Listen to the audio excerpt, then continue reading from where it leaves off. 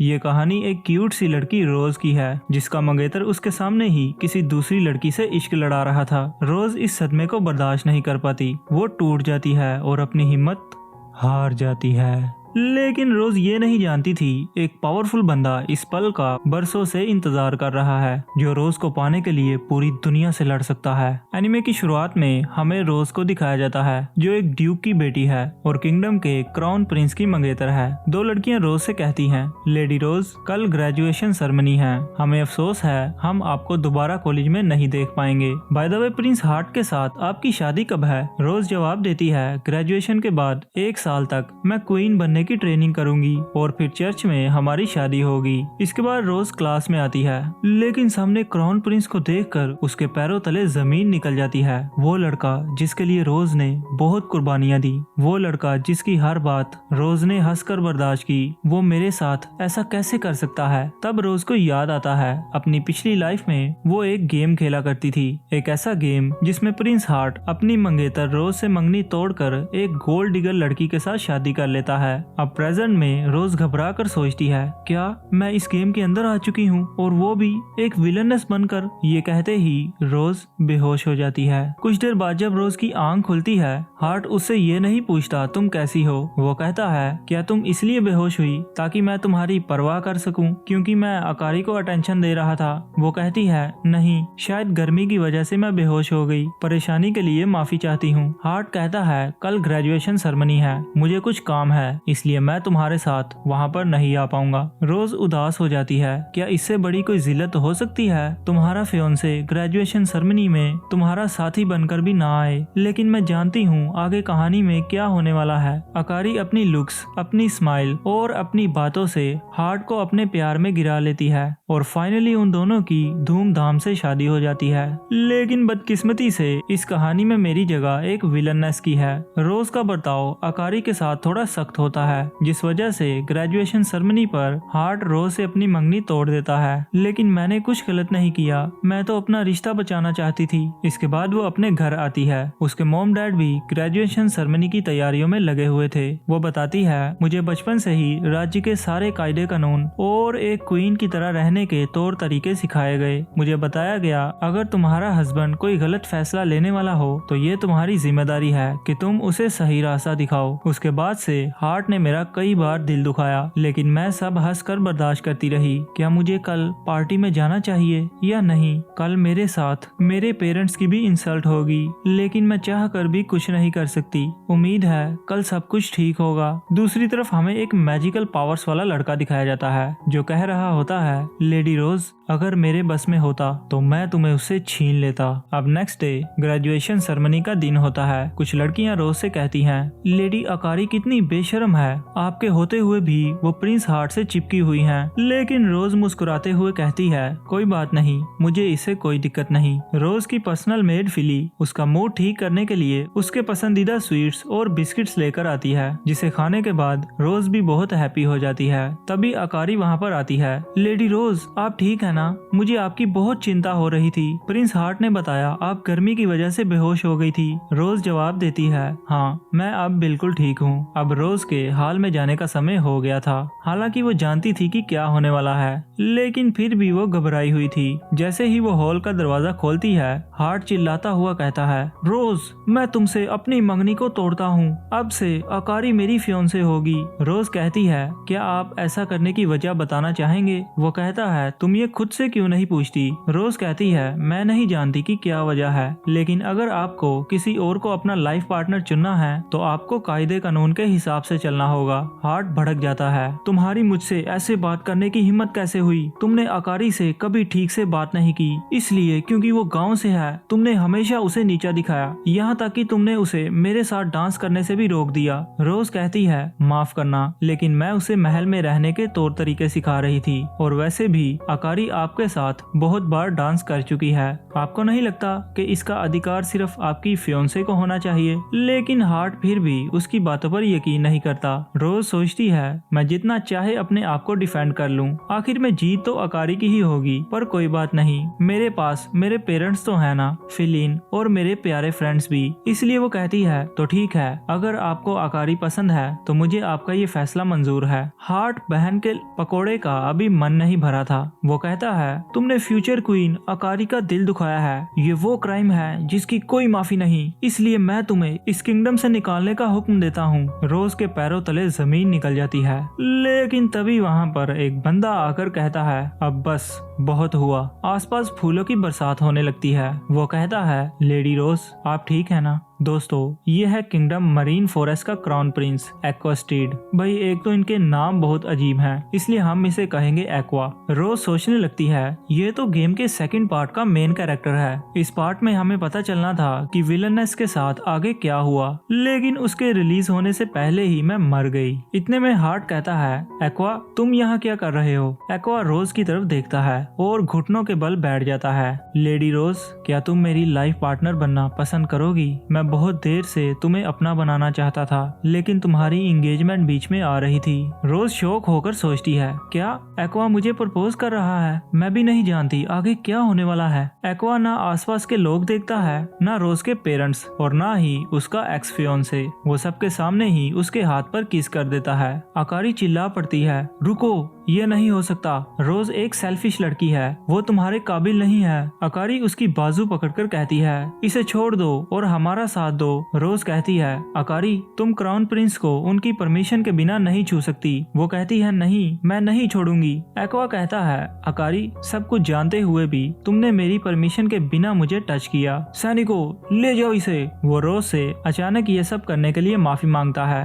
और रोज भी उसकी हेल्प करने के लिए उसे शुक्रिया कहती है। गाड़ी में बैठकर रोज सोच रही थी ये सब कैसे हो गया? एक्वा ने मुझ जैसी विलनेस को क्यों प्रपोज किया? वो हिचकिचाते हुए एक्वा से पूछ ही लेती है आप पर तो इतनी लड़कियां मरती हैं, आपने मुझे ही क्यों प्रपोज किया? वो कहता है तुम्हें प्रपोज करने की सिर्फ एक ही वजह थी, मैं तुम्हें बहुत पसंद करता हूँ। वो बताता है मैं बहुत गौर से तुम्हारी बातें सुना करता था, जब तुम पढ़ रही होती थी मैं चुपके से तुम्हें देखा करता था। कहानियाँ पढ़ते हुए तुम इतना मगन हो जाती थी कि अगले ही पल रोने लगती, मन करता था तुम्हें गले लगा लूं। एक्वा की बातें सुनकर रोज शर्मिंदा हो जाती है और अपना चेहरा छुपा लेती है। मैं जितना तुम्हें देखता उतना ही तुम्हारी तरफ खींचा चला जाता। सबसे बड़ी मुश्किल तुम्हारी एंगेजमेंट थी, इसलिए मैंने कभी तुमसे अपनी फीलिंग्स शेयर नहीं की, लेकिन उस वक्त मुझे लगा किस्मत ने मुझे एक मौका दिया है, इसलिए मैंने बिना वक्त गवाए तुम्हें प्रपोज कर दिया। वो उसके बालों को चूमता है। जब हार्ट ने तुम्हें निकालने की बात की मेरे दिल में ये ख्याल आया कि मैं तुम्हें यहाँ से कहीं दूर ले चलूं।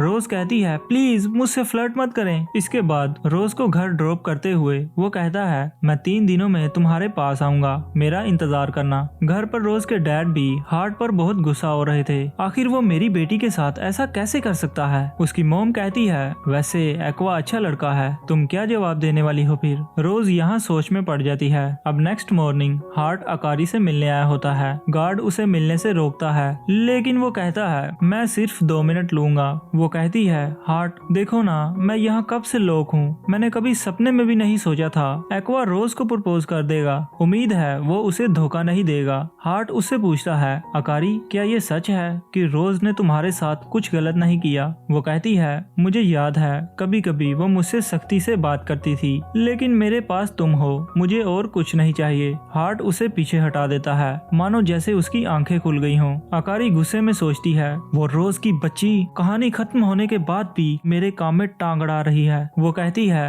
हार्ट मुझे एक्वा के बारे में सब कुछ बताओ, चाहे रोज ने मेरे साथ गलत ही क्यों ना किया हो, लेकिन मैं फिर भी उसे हर्ट नहीं होने दूंगी। इतने में गार्ड कहता है हार्ट आपका टाइम खत्म हो गया है। कमरे से बाहर आते ही वो सोचता है शायद मैंने बहुत बड़ी गलती कर दी, शुक्र है भाई इस बंदे के पास दिमाग तो है। अब इसके बाद रोज सोच रही थी गेम का एंड तो हो गया, अब क्या होने वाला है? अगर इस पार्ट में भी प्रिंस एक्वा की कोई और गर्लफ्रेंड हुई, अगर एक्वा ने भी मुझे अपनाने से इनकार कर दिया तो।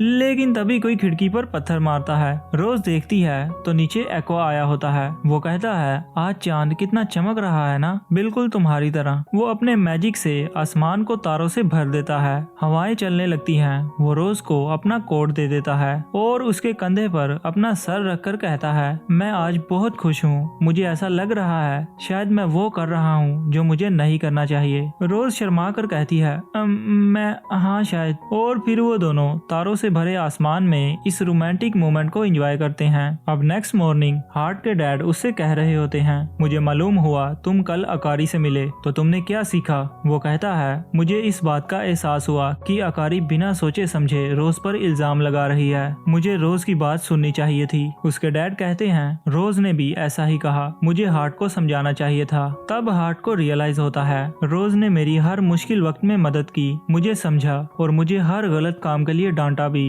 वो कहता है, डैड मुझे नहीं पता था वो मेरी इतनी परवाह करती है। वो कहते हैं, जितना मर्जी अफसोस करो, लेकिन अब पछतावे के अलावा तुम्हारे पास और कुछ नहीं बचा। अब नेक्स्ट सीन में रोज को कपड़े चुनने में मुश्किल हो रही थी, क्योंकि आज उसकी पहली डेट जो है, और कहीं ना कहीं वो बहुत खुश भी है। वो ट्रैवल करते हुए एक दूसरे के साथ टाइम स्पेंड करते हैं और एक पेड़ की छांव में बैठ जाते हैं। रोज कहती है, मैंने आपके लिए कुकीज बनाए हैं, ट्राई करना चाहेंगे? एक्वा उन्हें खाता है और वो उसे बहुत पसंद आते हैं। वो रोज से कहता है, आ करो। रोज नर्वस हो जाती है और फिर वो उसे खा लेती है। एक्वा उसकी कमर को पकड़ता है और उसके करीब होकर कहता है, क्या मैं तुम्हें रोज कहकर बुला सकता हूँ? रोज कहती है, जी। एक्वा उसे गले लगा लेता है। रोज सोचने लगती है, इस तरह तो इन्हें पता चल जाएगा मेरी धड़कनें तेज हो रही हैं। लेकिन वो फील करती है एक्वा का दिल भी जोरों से धड़क रहा है। वो कहती है, माफ कीजिए, मुझे शर्म आ रही है। एक्वा कहता है, तुमने मेरा दिया हुआ गिफ्ट पहना तो इसका मतलब मैं हाँ की उम्मीद रख सकता हूँ? रोज उसकी तरफ एक क्यूट सी स्माइल के साथ देखती है, जैसे उसका जवाब हाँ हो। घर आकर रोज अपने डैड से कह देती है उसकी तरफ से हाँ है। उसके डैड कहते हैं, बहुत अच्छा फैसला लिया तुमने। अब नेक्स्ट डे रोज एक्वा के किंगडम में आती है। ये है एक्वा का सेक्रेटरी इलियट। वो उन्हें एक्वा के पास लेकर जा रहा होता है, लेकिन रास्ते में हार्ट उससे टकरा जाता है। वो कहता है, रोज क्या तुम एक्वा से मिलने जा रही हो? वो अपना सिर नीचे करके उस दिन के लिए माफी मांगता है। रोज कहती है, आपको इस तरह किसी के सामने सर नहीं झुकाना चाहिए। हार्ट खुश होता है और उसे एक बेहतर इंसान बनाने के लिए शुक्रिया अदा करता है। जज्बाती होकर वो रोज को लगभग छूने ही वाला था, लेकिन एक्वा उसका हाथ पीछे हटा देता है। हार्ट, आखिर तुम क्या करने की सोच रहे थे? तुम्हें याद दिला दूं, रोज मेरी फियोंसे है। तभी सीन पास्ट में शिफ्ट होता है, जब एक्वा का ट्रांसफर रोज के कॉलेज में होता है। कॉलेज के पहले दिन ही वो सभी लड़कियों का क्रश बन गया। इलियट उससे कहता है, जो बुक आपने कहा था वो लाइब्रेरी में मौजूद है। वो उससे ये भी कहता है, आपको अभी तक बहुत सी जवान और सुंदर लड़कियों के प्रपोजल आ चुके हैं, लेकिन आपने सभी को रिजेक्ट कर दिया। शायद आपको अब अपने लिए कोई ढूंढ लेनी चाहिए। लेकिन एक्वा उसकी बात को इग्नोर करते हुए कहता है, लाइब्रेरी में बहुत सी ऐसी बुक्स होंगी जो मैं पढ़ना चाहता हूँ। बुक्स पढ़ते पढ़ते उसकी नजर रोज पर पड़ती है और पहली ही नजर में वो उसे पसंद आ जाती है। पर जब उसे पता चलता है रोज हार्ट की मंगेतर है, उसका दिल टूट जाता है। वो उसे दूर से ही देखा करता था। काश मैं रोज से बात कर पाता। काश जब वो मेरे करीब से गुजरती है मैं उसे छू सकता। लेकिन मैं कर सकता हूँ तो सिर्फ उसकी खुशहाल जिंदगी की दुआ। एक बार एक्वा रोज को बुक पढ़ते हुए देख रहा था कि तभी वहाँ पर बारिश होने लगती है। एक्वा बिना सोचे अपने मैजिक से उसके ऊपर के बादलों को हटा देता है। इलियट कहता है, आपने कहा था मैं कभी अपना मैजिक नहीं यूज करूंगा। एक्वा कहता है, मैं बस रोज को भीगते हुए नहीं देख सकता। इसी तरह वो दिन भी आ जाता है जब रोज बेहोश होकर गिर जाती है। एक्वा उसे उठाकर डॉक्टर के पास लेकर जाता है। कहीं ना कहीं वो समझ चुका था ऐसा अकारी और हार्ट के करीब आने की वजह से हुआ है। तभी वहाँ हार्ट आता है और एक्वा से कहता है, तकलीफ के लिए माफी चाहता हूँ, तुम जाओ, यहाँ से मैं देख लूंगा। इसी तरह ग्रेजुएशन सेरेमनी वाले दिन जब मैंने रोज की आंखों में आंसू देखे, मेरे अंदर तूफान उठ गया। मैंने बिना वक्त गवाए रोज को प्रपोज कर दिया। उस रात घर आते ही मैंने एक लेटर के थ्रू अपने डैड को भी इस बारे में बता दिया। अब प्रेजेंट में एक्वा हार्ट से कह रहा होता है, तुम्हें याद दिला दूं, रोज मेरी फियोंसे है। वो रोज के हेयर्स पर किस करता है, उसे गले लगाता है और बाहर टहलने के लिए ले आता है। वहाँ एक्वा ने उसके लिए स्वीट्स और स्नैक्स भी लाकर रखे हुए थे। उन्हें देखकर रोज के मुंह में तो पानी आ जाता है। इसके बाद वो उन्हें उन्हें खाते हैं और उन अच्छे पलों को एक साथ एंजॉय करते हैं। दूसरी ओर अकारी का बोर हो होकर बुरा हाल हो रहा था। रोज, क्यों हर बार तुम ही? मैं प्रिंस एक्वा को भी चाहती हूँ, गेम की हीरोइन तो मैं हूँ ना। तभी उसे एक आइडिया आता है। दूसरी तरफ एक्वा रोज से कहता है, रोज क्या मैं तुमसे कुछ कह सकता हूँ? रोज के हाँ कहने पर वो कहता है, क्या तुम मुझसे शादी करोगी? रोज शर्माते हुए हाँ कहती है। एक्वा उसे गले लगाता है, आई लव यू रोज, और फाइनली वो उसे किस कर देता है। लेकिन तभी वहाँ पर एक बहुत तेज रोशनी उभरने लगती है। सभी लोग उसे देखकर हैरान रह जाते हैं, लेकिन असल में ये एक ऐसा होली मैजिक है जो इस दुनिया में अकारी के अलावा और कोई नहीं कर सकता। ये मैजिक पूरी कंट्री से बीमारियों का खात्मा कर सकता है, वहाँ पर शांति ला सकता है और कंट्री में अमन कायम कर सकता है। रोज सोचती है, मुझे यकीन है मरीन फॉरेस्ट किंगडम भी इसे पाने की हर मुमकिन कोशिश करेगा। अगर एक्वा ने अकारी की पावर्स हासिल करने के लिए मुझे छोड़ दिया तो? एक्वा उसे परेशान देखकर कहता है, कुछ भी हो जाए मैं हमेशा तुम्हें प्रोटेक्ट करता रहूंगा। और गाइज, इसी के साथ ये एपिसोड यहीं पर एंड हो जाता है। अब आगे क्या होने वाला है वो तो हमें नेक्स्ट पार्ट को देखकर ही पता चलेगा।